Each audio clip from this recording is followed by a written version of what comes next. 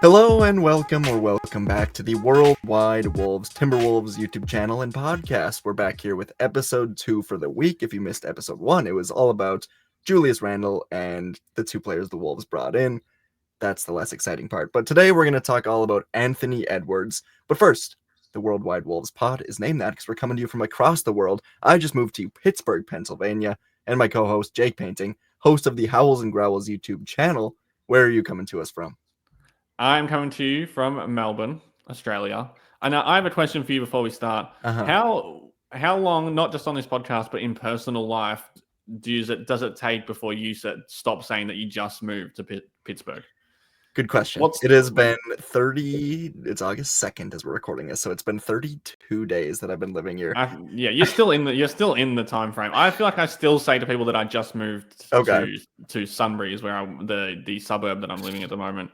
And it's been like over a year, so not sure when that ever goes away. I feel like it's because I've obviously, I used to live in Duluth, Minnesota, and I moved from one place to another, and after a month I'd say, I've lived here for a month or something, but it's I moved across the country, which is really weird. Yeah. So it is, and someone asked me the other day, I was like, oh, I got here a few days ago, but then I looked at my calendar and was like, oh my god, time's moving. So it is a little strange, but good question. But today we are going to go all through a question I've kind of been wanting to go through for a few weeks now.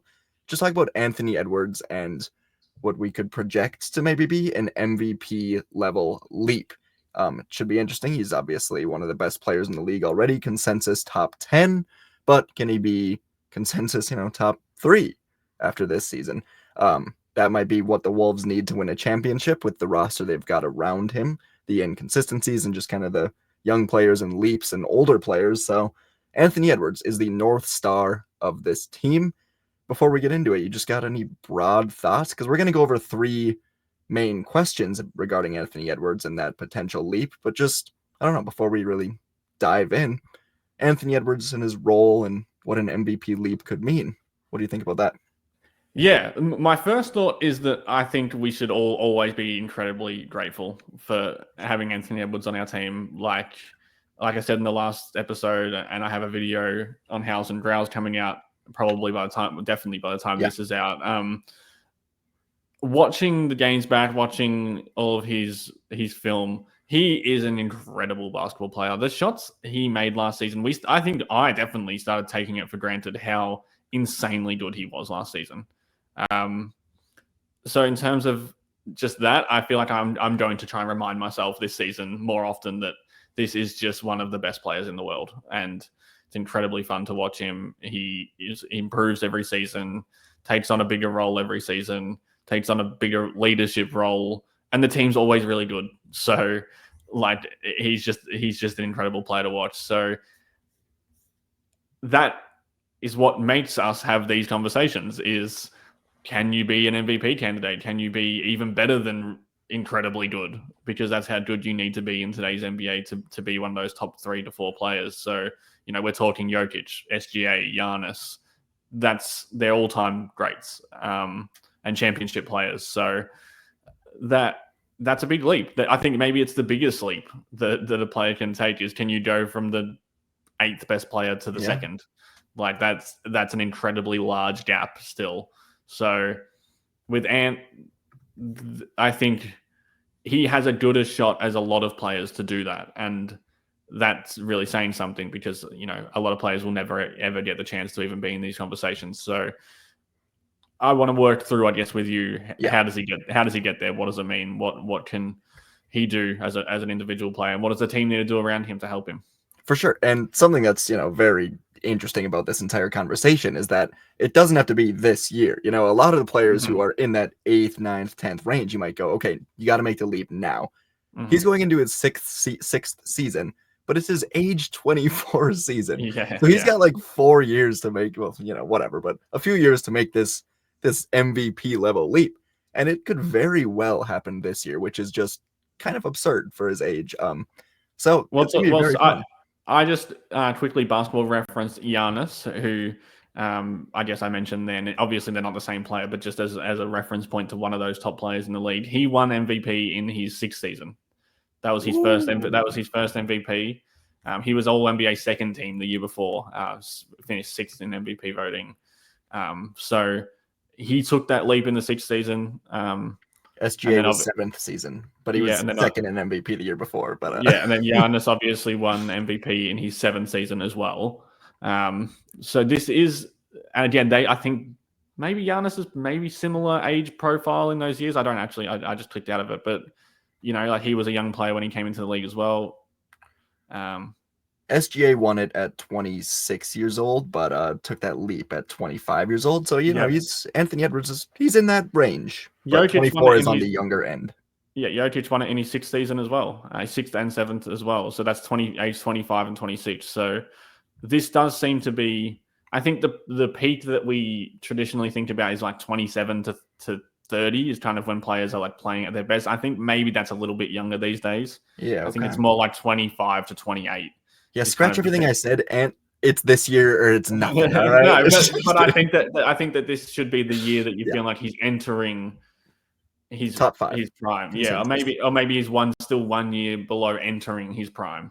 And that's insane to think about because he's already so good.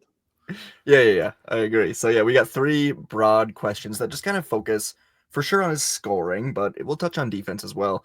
The topic of the offseason, perhaps, at least like exiting the season, fueled a little bit by Anthony Edwards himself, is just the mid-range game. And we're going to go over some numbers there, but just the question I have for you, Jake, why does Anthony Edwards need a mid-range? Yeah. Well, simple stuff, right? Yeah. Because it's funny, because it's not even a question of is Anthony Edwards a good mid-range shooter? Like the answer is no.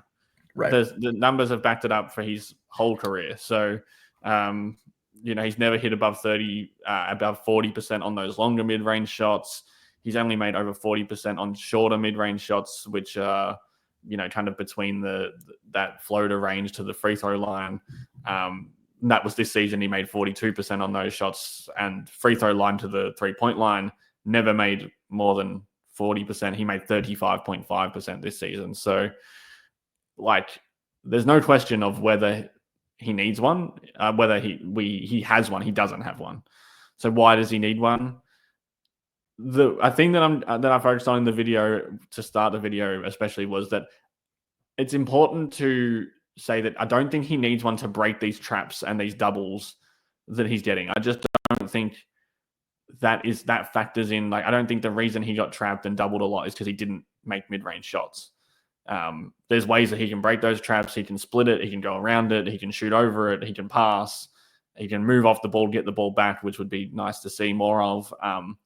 But all of those things, if he does get through the double team or around it, the answer is get to the rim. If you get past 2 guys and that you're playing kind of with only 3 guys behind that, Ant will get to the rim every time. That he just does that. That's not a problem. So why he needs a mid-range? I think he needs mid-range because he plays in a team that doesn't have spacing. If he's not being trapped, there are 3 guys standing in the paint waiting for him, or there's multiple guys digging in off the corners, and there's just a lot of traffic that he's working through at all times offensively. So can you add another weapon into your bag? Would be a huge thing for him. Can you pull up for a pull-up 2 at the elbow rather than having to run at Jared Allen and try, or run at a huge player to try and get a bucket at the rim. And I think this includes a floater as well, which I think is even more important than the actual mid-range jumper. But that's kind of one of the main things, I think. And can you get into the mid-range and just become a more dangerous player? That's a big part of the floor. If you're a 3-point shooter and a rim guy, there's a huge area of the floor that you're not really a dangerous scorer in. So, and everyone will point to SGA. He's the master of the mid-range right now, and that's true. So, and he makes a living in there. Ant's never going to be that kind of player, but can you just add another string to your bow as a scorer? If the opportunity presents itself where the defense is giving you a mid-range shot because they're scared of the other options, can you make them at a 45% clip or, a 43% clip even? Because that's a lot of extra points throughout a season. Yeah, it's such an interesting case because he's such a lethal 3-point threat and he's also elite at getting to the rim. Finishing, we can maybe touch on that, but he's got the talent to be a lethal 3-point shooter and one of the best at the rim.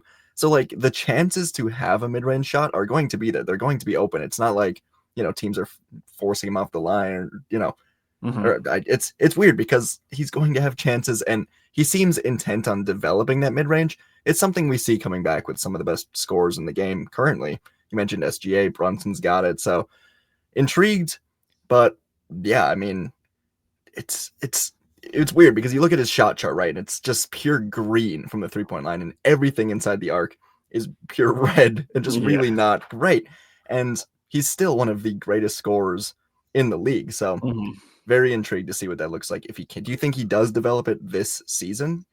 Yeah, well, I think he said he's going to work on it, and I think the fact that Chris Finch said it, that's what intrigues me the most, because I think they worked hard. Like Ant in college shot a ton of mid-range shots, and he shot a ton of threes too. But like he wasn't a go to the rim every play kind of guy. He was, that's the reason why he was debated as a number one pick, because he did have a weird shot diet and he missed a lot of shots. So I think that the fact that maybe the coaching staff is willing to give him a bit more rope to be a mid-range shooter is a good thing. And I think if it's not I don't think anyone wants it to be a focus of his game. Exactly. Yeah, it's a weird conversation because we don't want him to become a pure mid-range scorer. His game works his game is like analytically perfect. He's a rim attacker and he's a super high usage, super high efficiency 3-point shooter.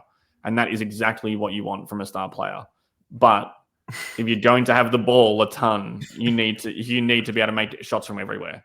So I do think it's going to be a focus on making more shots, but I don't want it to be a focus on taking more shots, I guess. Or I think if you get really good at it, you can take more shots, but you should take shots where you're best at. But this team needs a bailout option a ton. They just don't. We've all watched the Wolves. It feels like their offense devolves into like muck a lot. And if you're in the muck, a mid-range shot would be nice to have. For sure. And I did reference the shot chart. I was able to actually just pull it up. If you're a YouTube audience member, you can see here. It's pretty good. Red everywhere in the yellow, at the rim. But and I will say for that rim number, like I'd prefer it to be green. It was green the year before.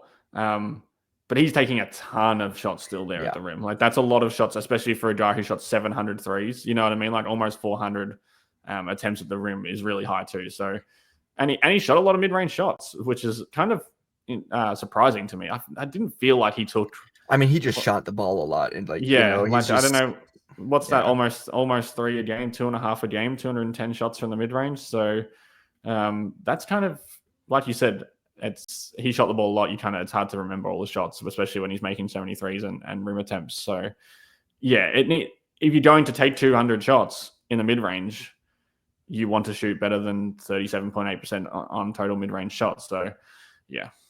Interesting. Yeah. I mean, I'm all in on him developing that mid-range. We'll see if it happens. But I think, the 3-point development, which we're going to get into next, was, it's hard to overstate how important it was, how great he became, just genuinely, one of the top maybe 3-point shooters in the league. He was mentioned with Steph Curry for the most part. So he was the top 2 and probably 1. Yeah, it's just hard to even say. Steph's the greatest shooter ever. But and that was the thing that, like I said before, popped to me when I was watching, is like the shots that he made last season were insanity. Like I guess I just started to take it for granted that every game he made so many difficult threes. Like you could not leave him any team that played drop coverage against Ant. Like he made pull up threes all game, every game for the whole season. It never, like, there was small dips and obviously peaks as well, but all season he consistently made difficult threes at a high level, and that is probably the most valuable offensive trait in the entire league. Like, for a player, yeah, he's taking 10 a game and he's shooting 40% from, like, that's absurd. And it's not Malik Beasley's 10 a game. Yeah. Like it's Steph Curry's 10 a game. It's crazy. I mean, he's ball centric and he's getting to the rim, just as consistently. So, I mean, it's an underrated part of his development, because for as much as it was talked about, I still don't think it was talked about enough, because the attempts per game jumped up like 4 per game. and just shoot 40% on that. Like he He just has- developed that. He just said, I want to get better at 3-point shooting, and became the best 3-point shooter in the league. Like The only players that have ever had a better 3-point shooting season than Anthony Edwards are Damian Lillard and Steph Curry. Like that's just in terms of shot diet, that he had the third best 3-point, or not third best, top but 3, yeah. Yeah, like Steph probably has had 6 of them, and Lillard's probably had 6 of them. You know, like Right. But like no other player has ever had a better 3-point shooting season apart from those 2. Well, you mentioned that Steph has 6. Lillard might have 6. That actually takes me into my second question here. Is the 3-point shooting for Anthony Edwards sustainable at this rate? I mean, could you see him going down to 9 attempts and 37%, or do you think he's gonna stay around where he is? Because that's huge. I think he's got to stay where he is. Mm-hmm. Yeah. I think it's weird to reference Ant as a shooter, but he is that now. Like Ant, because everyone knows that Lillard and Steph do different things, but they are shooters almost first and foremost, or Steph especially. But if Ant is, I think you can expect them to fluctuate in small amounts.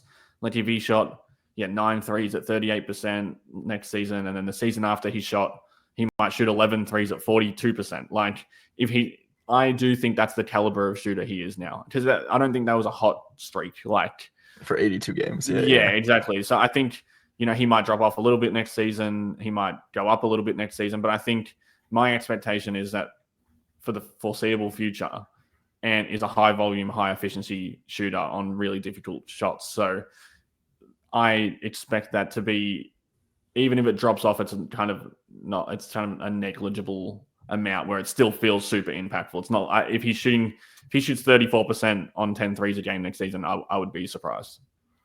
Yeah, I think I'm with you. Again, it is still just like we've seen it for one season, and it's not the skill that he was exactly touted to have coming into this. But do you think? I think it's the skill he likes doing the most. I completely agree. Important in this, I think. Yes, but it also might be the skill that a lot of players like the most, just but they're not as good at it. But he's so interesting, man, because it seems like he really did just say, I want to be a good 3-point shooter, spent one offseason becoming a good 3-point shooter, and became the best 3-point. That it's weird because he's never done it. So the argument of is it sustainable? That's not talked about enough. That Ant just all of a sudden became the best 3-point. And that's where the faith in the mid range kind of comes in, though, because it's like if he wants to do it, screw it. He's now the best mid range shooter in the league. And that's what's scary as well, because there were times this season where it was like, hey Ant, can you maybe we probably need you not shoot that 3, and because you're so good at getting to the rim. And I think it also, I don't know how much of this plays into it because Cat was traded so late in the offseason, but he needed to shoot a lot of 3s. True. I think his rim numbers falling off makes complete sense that he didn't play with Karl Anthony Towns anymore, and that Randall, McDaniels, and Gobert were on the court with him a ton. That he all of a sudden got to the rim a little bit less and finished worse. Yeah, I mean, it could have been a disaster if he wasn't the greatest 3-point shooter in the league. It's a huge development. I mean, wow! Looking back at it, it's pretty good. So, do you think it's sustainable? I don't have the only reasons not to think so is just because he didn't do it in previous seasons. But who gives a shit? He did it last season, and he's only getting better. And he, it seems intent on continuing to just get better. And this conversation is all about how this player can become the most valuable player. So yeah, man, sure. I think he'll shoot the same amount per game next year. I don't know, but the percentages, I think he's a 39-40% 3-point shooter. And I'll put a stamp on that. 9-10 a game, 40%. And I guess if he's shooting less, you want it to come because the team is doing other things that require him to shoot less 3s. Yeah, we're talking about this mid-range, but do you think the mid-range will take away from the 3s? I still, like I said, I think that so much of Ant's game is what Ant wants to do. Yeah. And I think Ant loves shooting 3s. And maybe he'll get really good at the mid-range, and because I remember this 2 seasons ago now, I guess, the last season with Cat, he shot a ton of mid-range shots at the start of the season. Those bank shots. Right. Yep. Yeah, and that's just not even a thing anymore. So Yeah, like, but the thing about Anthony Edwards likes to do what he likes to do. Let's say he spends this offseason developing that mid range. Part of me is like he's gonna really want to show that off, and maybe that just happens in the yeah, beginning of the yeah, season, and then he just shifts back into threes and being a good yeah. mid range shooter at a normal rate. But Mhm. yeah, I mean, we And have no I idea, agree. but Yeah, I agree. I it's think weird. the thing that's different probably is that there's like Finch and the coaching staff. There's no way they encouraged him to shoot less threes this season. I think if he comes out and he's shooting 6 mid-range shots a game next season at the start, they're going to be like, all right, we True. need to get in Okay. the film room and just show you that maybe we need to peel this back a little bit. Whereas like this season, like if from everything we've ever heard from Finch, like they would have been saying, get them up, keep getting them up. Like if you're shooting them well, we want to shoot threes. The NBA as a team, as a whole wants to shoot threes. Let's shoot them. So maybe that's the difference, is that he would get that coached out of him a little bit if he did get too reliant on the mid-range next season. Whereas this season, I think they were coaching threes into him. Okay. That's a good point too. Yeah, I mean, we guess move on to the third question, or you got anything else on the 3-pointers? No, I love it. I love it. I love watching threes. I know people complain about the NBA these days. I think people shooting threes is cool as hell. Like, and shooting threes is awesome. It's like, People are just like, no, man. They go watch SGA and complain too. It's like, no, he's the greatest mid-range shooter ever. Like Jalen Brunson, just come on. Like Steph Curry is my favorite non-Timberwolves player of all time. Like I love watching it. It's incredible to watch a guy throw a basketball really far, and it goes in a tiny hoop. Like it's just a cool thing to watch. So I hope Ant keeps doing that as well. Me too. All right, third question on this Anthony Edwards MVP type leap, and I'm sure we'll talk a lot of Ant until the season begins, because what the hell else are we going to talk about? So, by the way, leave questions in the comments for Jake and I to talk about as the off-season progresses. We need content. We need content. We can only talk about, I already forgot his name, the guy they signed. Anyways, moving on to the third question. Is it sustainable for Anthony Edwards to play, let's say, above average defense and also be an MVP level scorer? Because, when we look around to other players that may have won the MVP, a little Nikola Jokic, a little SGA, they're not all world defenders. And I'm not here to say Anthony Edwards is either. But I think Anthony Edwards, when you take the best scores in the league, he's one of the better defenders of that group, like without a doubt. So are you, if you're Chris Finch or Tim Connolly or whoever, sacrificing some of that defense for an offensive leap, perhaps, or do you even need to? Does that make sense? Yeah, I think you do need to. Yeah. Like I think, like you said, it's very rare, and it's a credit to the players who are this way, that you have a dominant defender who's also a number one option with huge usage. Like Giannis is that player. Jimmy, Jimmy Tatum's a really good defender, but then again, Tatum isn't your point of attack number one defender. Right. And I think Boston have worked hard to ensure that he isn't that guy, that he can be more of a functional cog in the defense. Because if he was playing the Drew Holiday role or even the Jaylen Brown role at times, like that's just a lot of work to do. Like, and they have a lot of great offensive options, which is just as important. Is that you need guys who can help on offense if you want to give them a little bit more energy back on defense. And it needs to be a better defender than he was last season. I think the season before he kind of hit the sweet spot of he's a good, not great defender. Sometimes he's he's going to have bad defensive moments, but in the aggregate, he's a good, not great defender. I mean, I don't like, I hate these all-in-one metrics, but the RAP. You do. You've never mentioned that before. Yeah, I don't know how exactly it's. Or the Darko DPM. Like the season before, he was a plus like 0.28, which is so he's just a positive defender. The year before, he was a bit better than that. The 2 years before that, he was way worse, and then this year he was way worse again. So I think the defense and the rim finishing, I think, are pretty easily explainable to me, that there was no spacing and he had to do way more on offense. And that doesn't excuse it. It just is kind of like, that feels like the reason to me. So can you fix those reasons?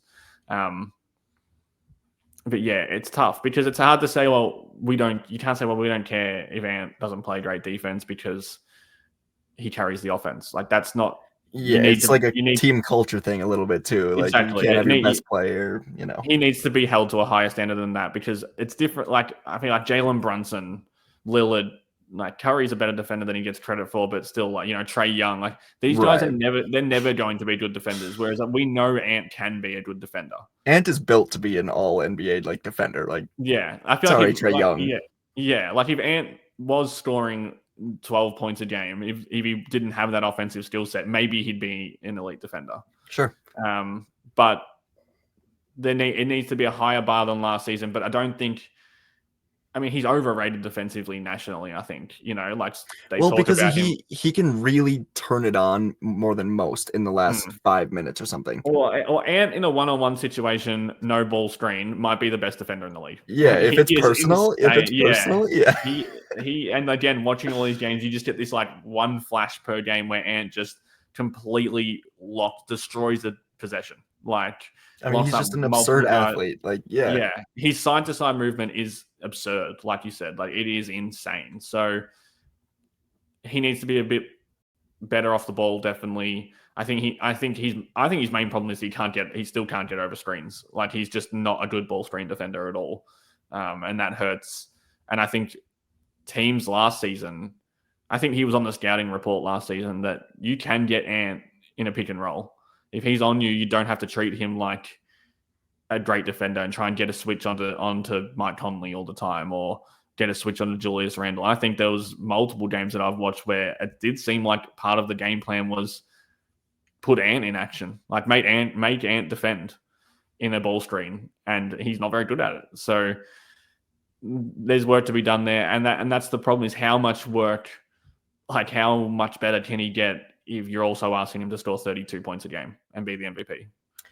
Yeah, I mean, this might be just kind of a cop-out answer in the kind of way, but the answer might be to just insulate Anthony Edwards with good defenders. And they have, Jaden McDaniels, Rudy Gobert, all NBA defenders. I mean, we'll see what happens with Rudy as he continues to get older, but I mean, Jaden McDaniels is one of the best perimeter defenders I've ever watched. So maybe the answer is just keep putting really good like Jalen Clark and TJ Shannon seem to be solid defenders. I mean, Clark for sure, but we'll see if Shannon continues to develop into that. But that might be a big part of the answer. And I mean, if Anthony Edwards is your fourth best defender on the court, I think you're fine. Yeah. Well, and he has been a part of one of the better defenses of the modern era, like regular season defenses. So I think the SGA role defensively is like perfect for him. Like SGA is similar to Ant, I feel like, in a different way, but a good, not great defender who's capable of being a really good defender at times. But he plays off ball all game. They have multiple better defenders than him. Their bigs are all really good defensively behind him. And what SGA does different to Ant is SGA is super active as an off-ball defender because he doesn't have to do as much. He doesn't have to guard, ball screens and pick and rolls and point of attack defense very often because they work hard to get him away from that. He roams around in the back line just like picking off passes and digging down to take the ball off people and just being in the way. Like that is his contribution to the defense to kind of thank the team for not making him guard point guards all game like other players his size would have to. So, and I think that's where Ant needs to get better. I don't ever expect him to be like Jaden McDaniels on the ball all the time, 24/7, every night picking up guys full court. But if the team is going to allow you to rest off the ball, which they should, that's what teams do with MVP candidates. Can you pay them back by just using your athleticism to be an off-ball player 80% of the time? You know what I mean? And like not doing your job off-ball, doing more because you're capable of more, like, coming in from the weak side and blocking shots, jumping passing lanes, coming for those late doubles where you just rip the ball off someone, like be the super athlete that you are off the ball. And we see it. Like we see the flashes when it's time to, win the game. Exactly. He's more than capable. So, but the problem, and I think the problem is that he is still inconsistent with it even in the playoffs. So I don't think it's like the bigger the game, he will play that way 100% of the game. I think, like you said, it's big moments in games. But SGA is on like that all 82 games plus playoffs.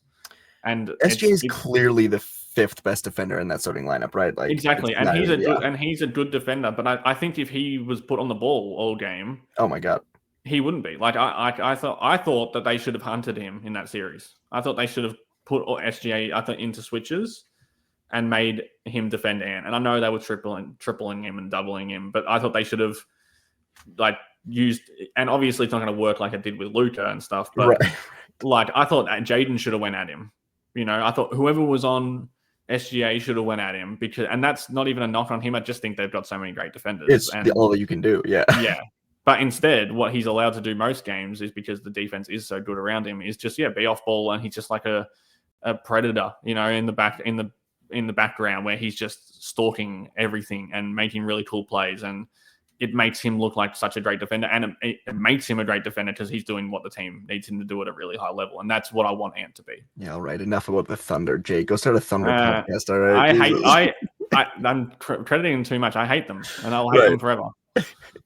All right. Last little thing here, and then we'll get out of here. But I kind of want to touch on just the free throws quick. You can shut this down. But Anthony Edwards, free throw attempts. Does he need to become more of a Jalen Brunson, SGA flopper type to really make that final leap? Because, you know, I mean, let's be real. It'll get you 3, 4, 5 more points a game.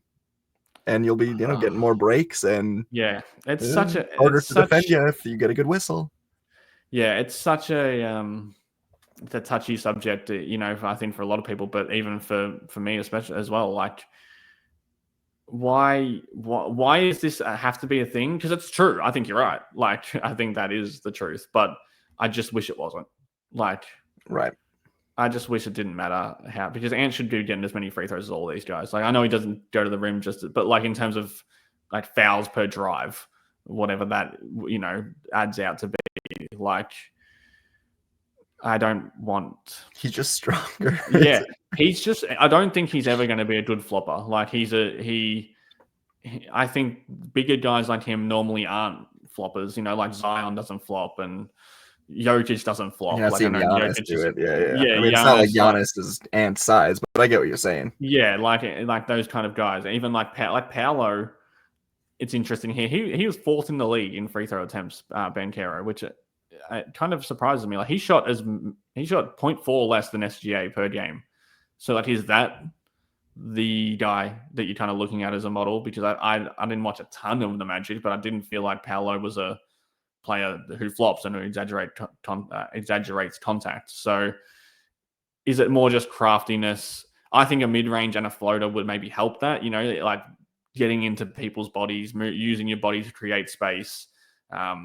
Floaters when someone's on his hip rather than trying to go up at the rim, almost like that stop short and go into a floater, not to the Trae Young, Jalen Brunson level, but, you know, if you can decelerate on floaters, you'll get a lot of free throws from that because guys will run into the back of you. Jaden gets done on that foul a lot. So maybe it's just a bit more craft.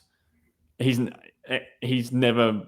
I hope he's never going to be the flopper, the Embiids, the Shays, I don't even like the Lukas and the Trays and the Hardens. Like, but can he be, more, I guess, crafty and add a free throw or two onto It's really like, what can he do to get 3 more free throw attempts per game? You know, like, well, the thing is that 3 more would have had him as second. He did shoot 6.3 a game, which was 15th in the league. So it's not like he's not. But I feel like when we watch other guys, it's so we're weird. like Ant doesn't get these calls. I mean, if you ask me right now, I would say when I watch him, he should be second in the league. Like, just the way he gets played, like, he should be up there, man. He should be top 5.